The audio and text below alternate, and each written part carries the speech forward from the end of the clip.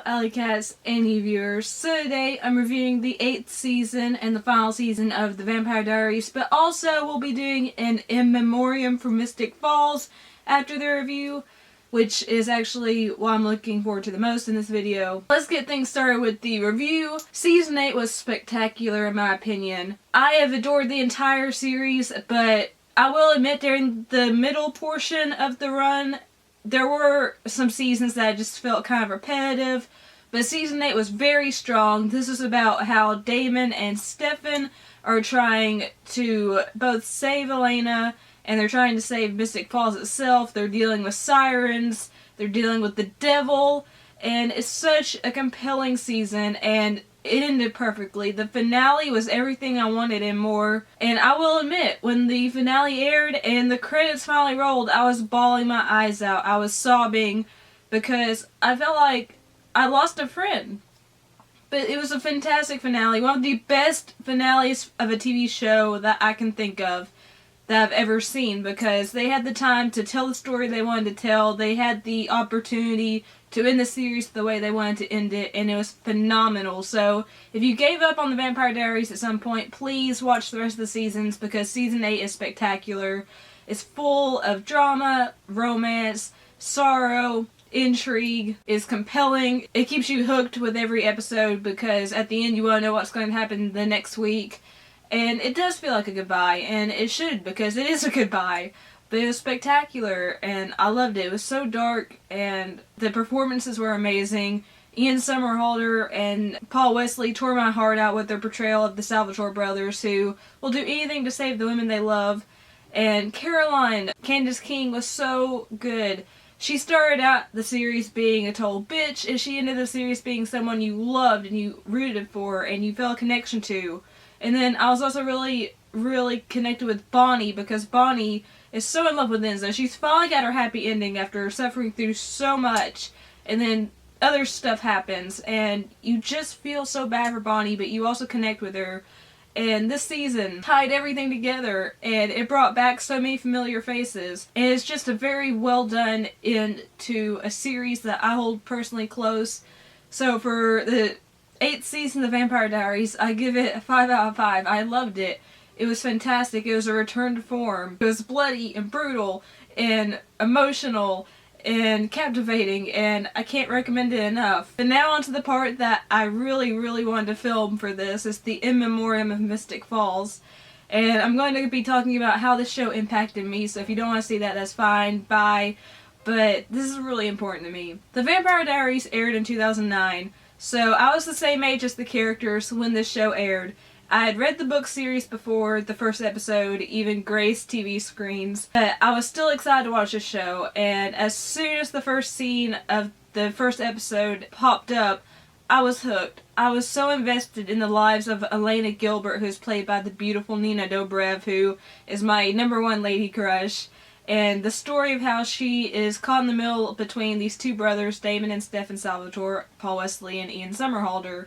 And this show just focused on so many different emotions and events and mythological creatures, because yeah, they were dealing with vampires and werewolves and sirens and witches, but they also dealt with actual human emotions. They dealt with heartbreak. They dealt with, having to move on, losing people they loved, graduating, trying to find their place in the world, and I identified with each of those emotions. I felt those emotions every time I saw them on screen.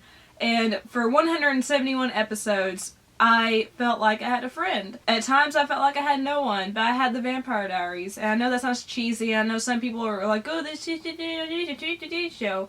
But guess what? This was a friend to me. This was something that I identified with. And I'm sad. I'm sad that it's gone. I didn't think I'd feel this way, honestly. It feels like there's a void in my heart. And I know that's silly to say, but the entertainment industry has always had a huge impact on me. And the Vampire Diaries in particular had a major impact on me, because when I had my gallbladder removed, the Vampire Diaries was there. When I went through 2 horrific illnesses that scarred me for a long time, Vampire Diaries was there. When I suffered my first heartbreak, Vampire Diaries was there.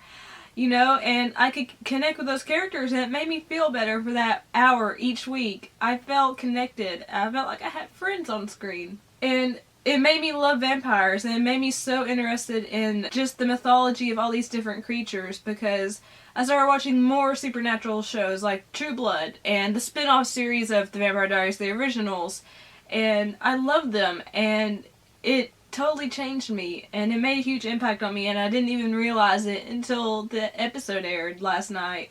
I'm filming this the day after the last episode aired, by the way, and I have nothing but thanks and huge love for Julie Plec and Kevin Williamson and the cast, because they created a show that I identified with, even though, you know, I'm not a vampire, and I'm not a werewolf or a witch or a siren or the devil or anything like that, but I'm a human person that, you know, deals with this stuff like they deal with. Maybe I don't feel emotions as strongly as most humans, but this show allowed me to live vicariously through the characters and feel the emotions they were feeling.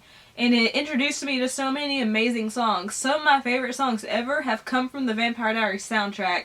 I actually own the first season soundtrack that came out on physical CD. It's the only one that came out on CD.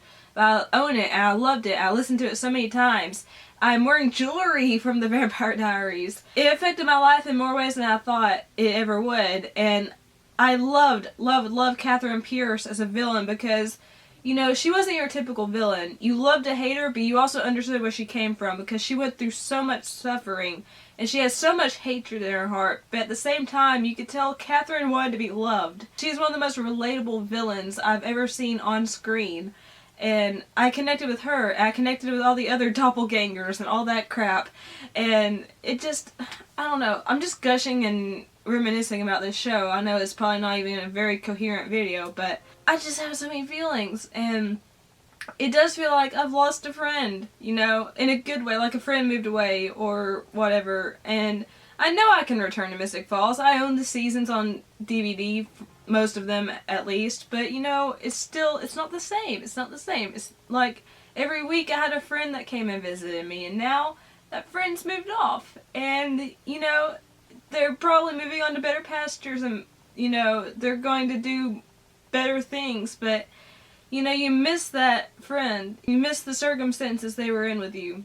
Oh, I'm such a big baby when it comes to stuff like this. The Vampire Diaries irrevocably changed my life without me realizing it. It made me love the entertainment industry even more than I already did. It cemented the fact that I want to be an actress or an on-air personality, because Nia Dobrev just inspired me with her portrayal of Elena and Catherine and all the other doppelgangers.